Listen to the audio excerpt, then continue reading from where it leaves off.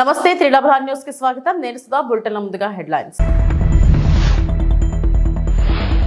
తెలంగాణ భవన్ లో ఘనంగా కేసీఆర్ జన్మదిన వేడుకలు.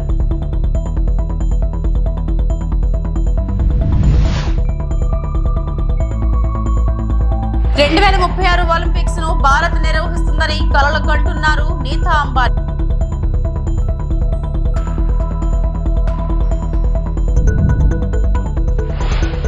తిరుపతి టెంపుల్ కన్వెన్షన్ ఎక్స్పోను పరిశీలించిన కలెక్టర్.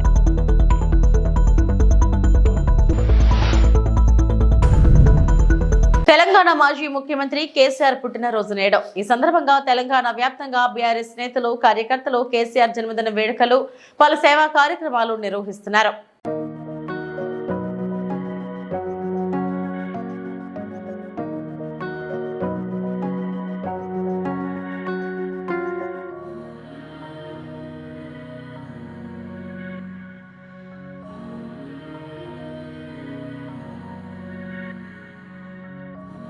ఒక బిడ్డకు తన తండ్రి తల్లి అంటే గొప్ప హీరో వర్షిప్ ఉంటుంది. మా నాయన హీరో అనుకుంటారు ఎవరైనా. కానీ కేసీఆర్ గారి కడుపున పుట్టిన బిడ్డగా నిజంగా నా పూర్వజన్మ సుకృతం, నా అదృష్టం. ఎందుకంటే మా నాన్న నా ఒక్కడికే హీరో కాదు. మా నాన్న మొత్తం తెలంగాణ జాతికి హీరో, 4 కోట్ల తెలంగాణ ప్రజలకు హీరో. తెలంగాణకు విముక్తి కల్పించిన ఒక మహానుభావుడు, ఒక కారణ జన్ముడు కడుపున నేను పుట్టడం నా అదృష్టంగా భావిస్తూ ఉన్నాను. నిజంగా అప్పుడప్పుడు ఇప్పుడే పెద్దలు చెప్తా ఉంటే కొన్ని సినిమా రీల్ లాగా మనసులో తిరుగుతూ ఉండే. వారు చెప్తున్న కొన్ని మాటలు. కేసీఆర్ గారు ఉద్యమానికి నడుం బిగించినాడు. ఎన్ని ప్రతికూల పరిస్థితులు, ఎన్ని ఇబ్బందికరమైన పరిస్థితులు ఇప్పుడే పెద్దలు మస్తునాచారి గారు చెప్పినారు. మీడియా పవర్ లేదు, మనీ పవర్ లేదు, మజిల్ పవర్ లేదు, కుల బలం లేదు. ఉన్నదల్లా ఒక్కటే గుండె బలం, జనబలం. దానితోనే ఆనాడు 25 సంవత్సరాల కిందట పార్టీని పెట్టిన తర్వాత ఎన్ని దెబ్బలు, ఎన్ని అవమానాలు, ఎన్ని రకాల ప్రతికూల ఫలితాలు ఇప్పుడే హరీష్ రావు గారు మేము గంట వివరంగా చెప్పినారు. ఇవన్నీ ఎదుర్కొని ఇంకొకరు బతికి బట్టగట్టాలంటే ఈ రోజున్న రాజకీయాల్లో సామాన్యమైన విషయం కాదు. కానీ తాను తెలంగాణ అనే స్వప్నాన్ని తెలంగాణ ప్రజల తరఫున స్వప్నించి ఒక కలగని, ఆ తర్వాత 25 సంవత్సరాలుగా ఈ రాష్ట్ర రాజకీయాన్ని శాసించి అల్టిమేట్గా సావు నోట్లో తలబెట్టి తెలంగాణను సాధించిన కారణ జన్ముడు మన నాయకుడు కేసీఆర్ గారు అనడంలో రెండో ఆలోచన ఎవరికి కూడా లేదు. ఇవాళ మనందరి లక్ష్యం ఒకటే కావాలి. కేసీఆర్ గారికి దీవెనలు ఇవ్వడంతో పాటుగా, కేసీఆర్ గారికి మీ ఆశీర్వాదాలు ఇవ్వడంతో పాటుగా మనందరి లక్ష్యం ఒకటే కావాలి. గత 14-15 నెలలుగా రాష్ట్రంలోని ఏ మూలకి పోయినా, ఏ ఊరికి పోయినా, ఏ పట్టణానికి పోయినా, ఏ మనిషిని ఒకసారి ఇట్లా కదిపినా, ఆటో డ్రైవర్ కావచ్చు, రైతన్న కావచ్చు, ఒక తమ్ముడు కావచ్చు, ఒక చెల్లె కావచ్చు, ఒక ఆడబిడ్డ కావచ్చు, ఎవ్వలను కదిపినా ఇవాళ ఒకటే మాట వినబడుతున్నది. మళ్ళీ కేసీఆర్ రావాలే, కేసీఆర్ గారు తిరిగి రాష్ట్ర ముఖ్యమంత్రి కావాలే అనే ఒకటే మాట వినబడతా ఉన్నది. ఇవాళ కేసీఆర్ గారి జన్మదినం సందర్భంగా మనందరం కూడా ఒకటే ప్రతిజ్ఞ తీసుకుందాం. అందరం ఒకటే లక్ష్యంతో రాబోయే 3.5 ఏళ్ళు పనిచేద్దాం. ఒకటే ఒక్క లక్ష్యం, మళ్ళీ తిరిగి ఏ కేసీఆర్ గారి వల్లనైతే ఈ తెలంగాణ సాకారమైందో అదే కేసీఆర్ గారు తిరిగి ముఖ్యమంత్రి కావడమే లక్ష్యంగా అందరం 60 లక్షల మంది గులాబీ దండు ఆయన కుటుంబ సభ్యులందరం కూడా కలిసిమెలిసి గట్టిగా పనిచేద్దాం. రిలయన్స్ ఫౌండేషన్ వ్యవస్థాపకురాలు చైర్పర్సన్ నీతా అంబానీ 3వ అతిపెద్ద ఆర్థిక వ్యవస్థగా అవతరించడానికి సిద్ధంగా ఉన్న భారతదేశం ఒలింపిక్స్ కు ఆతిథ్యం ఇవ్వాలి అనే తన బలమైన నమ్మకాన్ని వ్యక్తం చేస్తున్నారు. 2036 క్రీడలకు బిడ్ వేయాలనే దేశం యొక్క ఆశయాన్ని ఆమె హైలైట్ చేస్తున్నారు. మరియు ఉన్న వేదికలను పునరుద్ధరించడం ద్వారా స్థిరమైన పర్యావరణ అనుకూల ఈవెంట్ ను హామీ ఇస్తున్నారు. Lead the bid for India to host the Olympics this year for 2036. I believe that India must have the Olympics. We are going to be the third largest economy in the world. And if you see, in the 10 largest economies of the world, 9 countries have hosted the Olympics. Only India has not. So I find that really odd. I think us Indians, with a population of 1.4 billion Indians, would wish to see Olympics being hosted in our country. It will be our pride to host them. So I think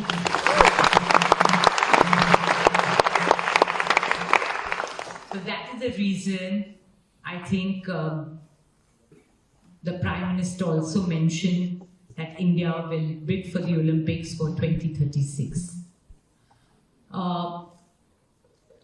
Your second question was? That, there's places like Greece, there's places like Brazil that hosted the Olympics with great pride and then ended up finding themselves in more financial difficulty than they imagined they would. So how do you make sure that we avoid that even as we celebrate bringing the Olympics to India? I think first and foremost, I must say we all Indians are known to do frugal innovation.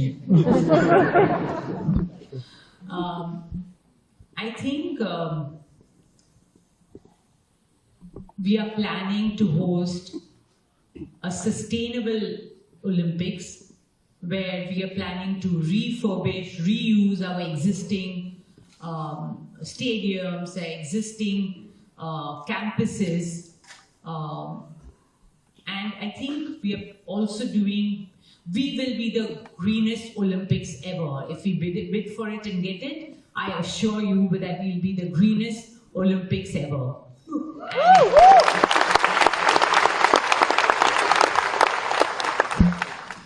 And by way of housing, we'll make that housing for our athletes and then sell it as affordable housing for the people of India. So I think India is at the right time. Tirupati పట్టణంలో నిర్వహిస్తున్న temple convention expo కార్యాలయం ఏర్పాట్లను జిల్లా collector Venkateshwar సోమవారం పరిశీలించారు. ఆయన మాట్లాడుతూ ఈ కార్యక్రమానికి ముఖ్య అతిథిగా చంద్రబాబు నాయుడు, గోవా ముఖ్యమంత్రి, మహారాష్ట్ర ముఖ్యమంత్రి హాజరు కానున్నట్టు తెలిపారు. అదేవిధంగా వివిధ రాష్ట్రాల మంత్రులు హాజరు కానున్నట్లు చెప్పారు. 3 రోజుల పాటు ఈ కార్యక్రమం జరుగుతుందని జిల్లా కలెక్టర్ తెలిపారు.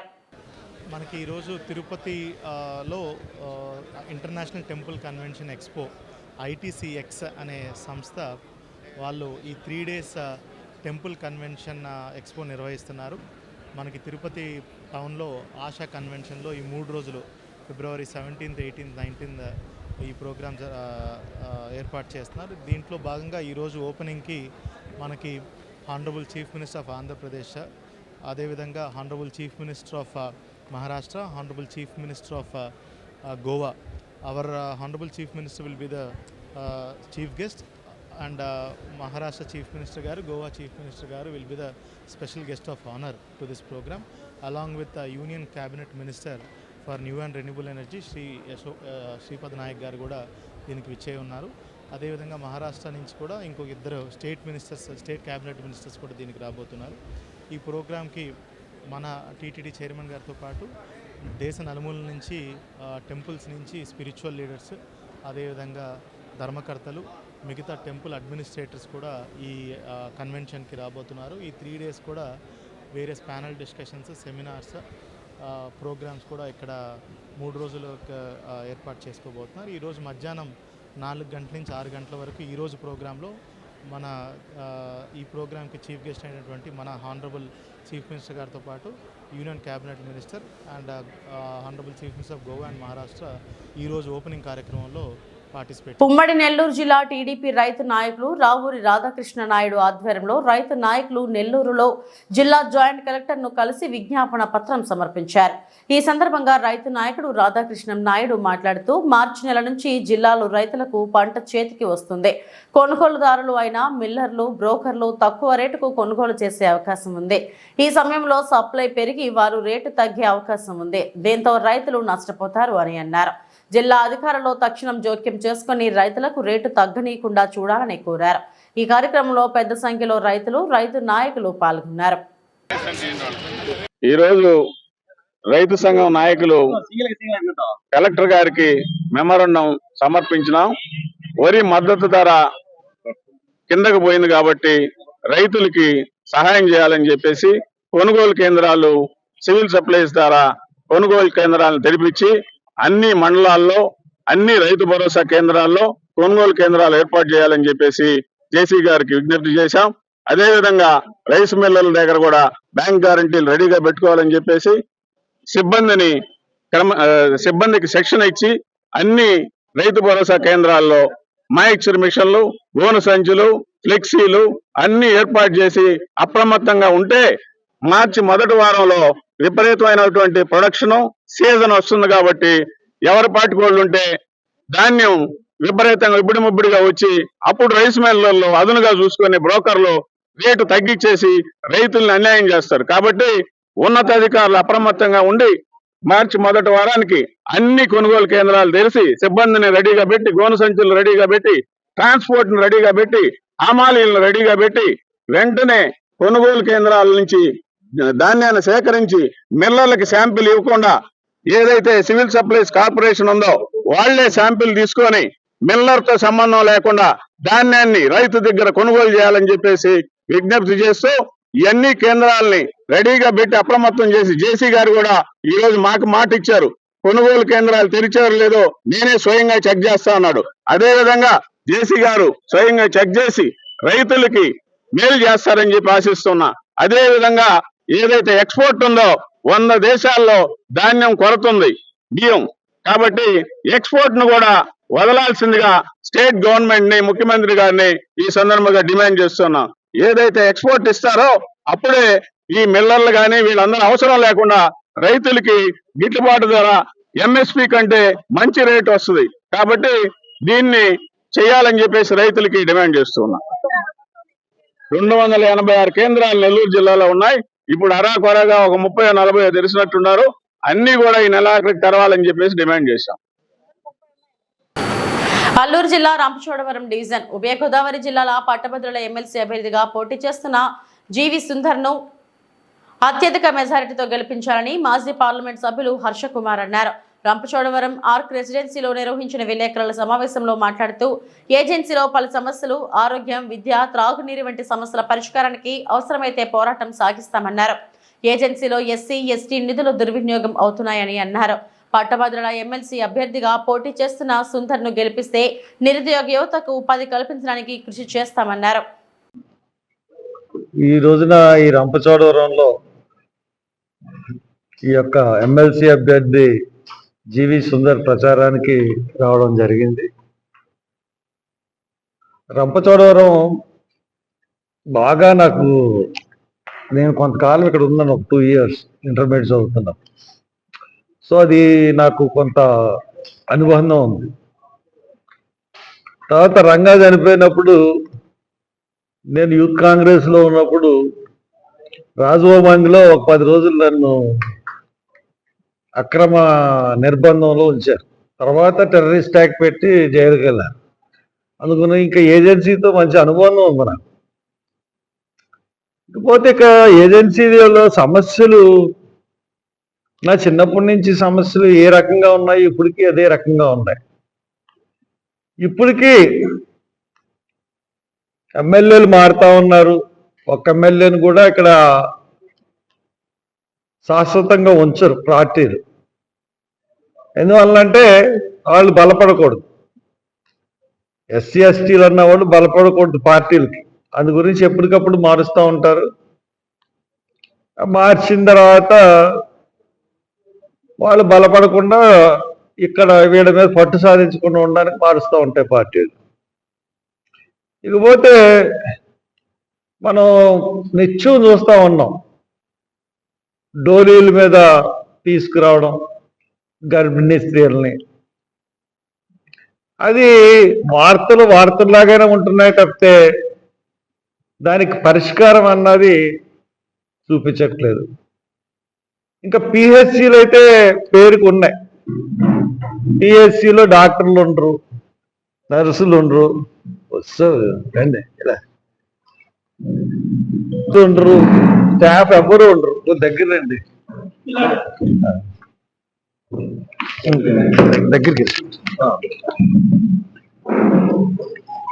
అటువంటి పరిస్థితులు ఏజెన్సీలో ఉన్నాయి. ఒకసారి చాటపర్రు లో చాలా మంది కమ్యూనిస్టుల ఐక్యత సమాజానికి ఎంతో అవసరమని సిపిఐ న్యూ డెమోక్రసీ తిరుపతి నగర కార్యదర్శి వెంకటరత్నం వెల్లడించారు.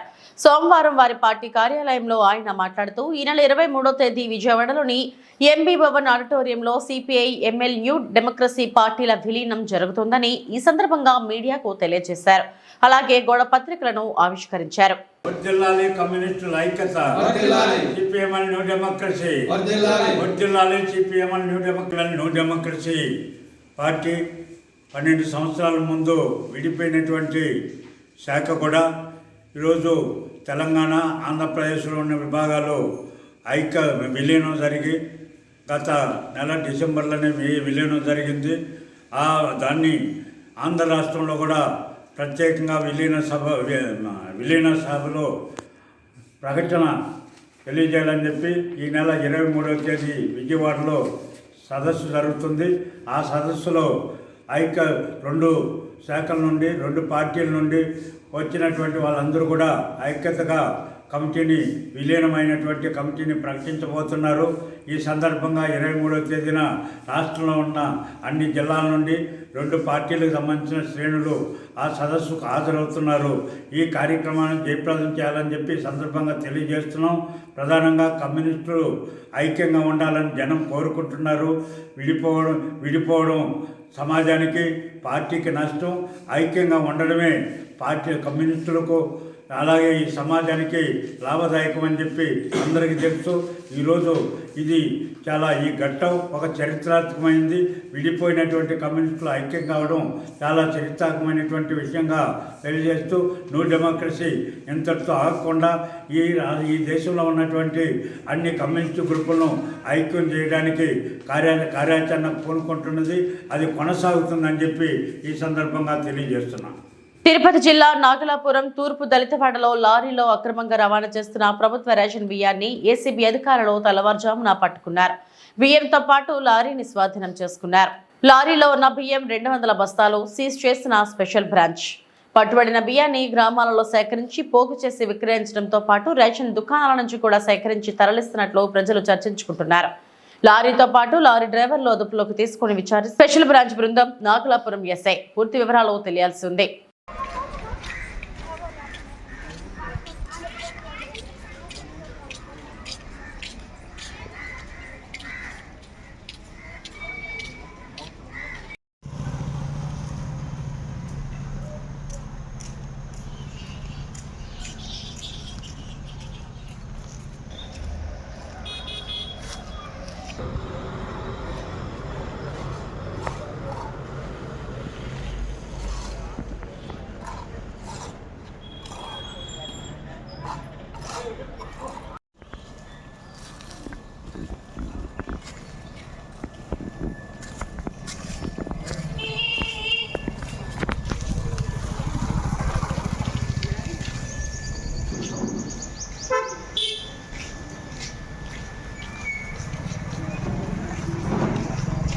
రాష్ట్ర ప్రభుత్వం అంగన్వాడీల సమస్యలు వెంటనే పరిష్కరించాలని, లేకపోతే పోరాటం తీవ్రతరం చేస్తామని సిఐటి జిల్లా ప్రధాన కార్యదర్శి పి తేజేశ్వరరావు, అంగన్వాడీ వర్కర్స్ మరియు హెల్పర్స్ యూనియన్ జిల్లా అధ్యక్షులు కె కళ్యాణి హెచ్చరించారు.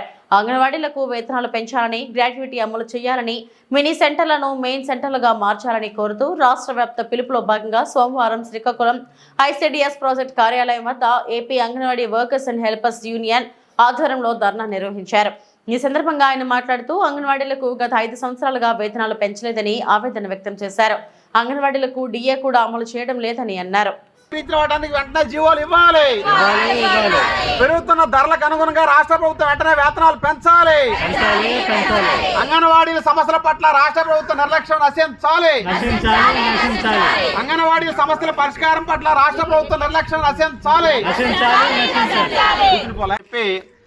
అన్ని జిల్లాల్లో ప్రాజెక్ట్ కార్యాలయాల ద్వారా ఇప్పటికే AP anganwadi workers and helpers union ధర్నాలకు పిలుపునివ్వడం జరిగింది.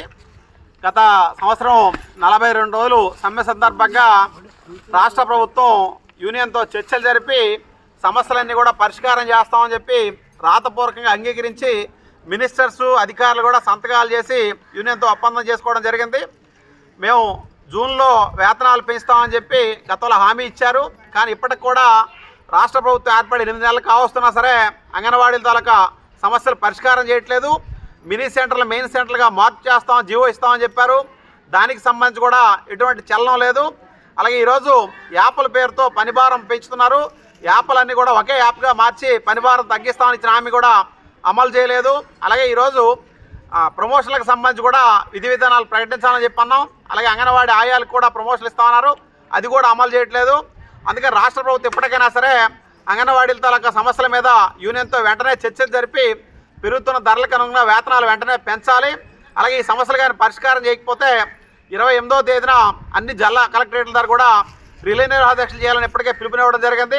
అప్పటికి కూడా పరిష్కారం కాకపోతే మార్చి 10వ తేదీన చలో విజయవాడ కార్యక్రమం పెట్టి ఈ ప్రభుత్వానికి అంగన్వాడీల తాలూకా ఐక్యత ఏంటంది చూపించాల్సిన అవసరం ఉంటుంది. అందుకు ఈరోజు కూటమి ప్రభుత్వం గతంలో వైసీపీ ప్రభుత్వం ఉండేటప్పుడు అంగన్వాడీలు పోరాటాలు చేస్తే ఆ శిబిరాల దగ్గరకు వచ్చి మీ అధికారంలోకి వచ్చిన వెంటనే మీ సమస్యలన్నీ పరిష్కారం చేస్తాం, మీ పోరాటాలకు అండగా ఉంటామని చెప్పి ప్రకటించిన కూటమి నాయకులు ఈరోజు అధికారంలోకి వచ్చినప్పుడు కూడా అంగన్వాడీ సమస్యల పరిష్కారం పట్ల నిర్లక్ష్యంగా వ్యవహరించడాన్ని సిఐటిగా తీవ్రంగా ఖండిస్తున్నాం. ఇప్పటికైనా సరే అంగన్వాడీ సమస్యల పట్ల బాధ్యతగా వ్యవహరించి యూనియన్తో చర్చలు జరిపి వేతనాలు పెంచడంతో పాటు మినిట్స్లో అంగీకరించిన విషయాలన్నిటి కూడా జీవోలు వెంటనే ఇవ్వాలని చెప్పి, లేకపోతే పోరాటాలు ఉధృతం చేస్తామని చెప్పి ప్రభుత్వాన్ని హెచ్చరిస్తున్నాం. రైల్వే పోలీసు ఉన్నతాధికారి ఆశీర్వాదం తన అధికారాన్ని అడ్డుపెట్టుకుని అక్రమంగా పాకాల మండలం కుక్కలపల్లి దళిత గ్రామంలో 4 ఎకరాల భూమిని అక్రమంగా కొనుగోలు చేశారని, కొనుగోలు చేయడమే కాకుండా ఆ ప్రాంత దళితుల భూముల్లో దౌర్జన్యంగా రోడ్డును వేయడానికి ప్రయత్నించారని, అడ్డుకున్న వారిపై దాడికి పాల్పడ్డారని, ఆశీర్వాదంపై కఠిన చర్యలు తీసుకోవాలని అఖిలపక్షం నేతలు డిమాండ్ చేశారు.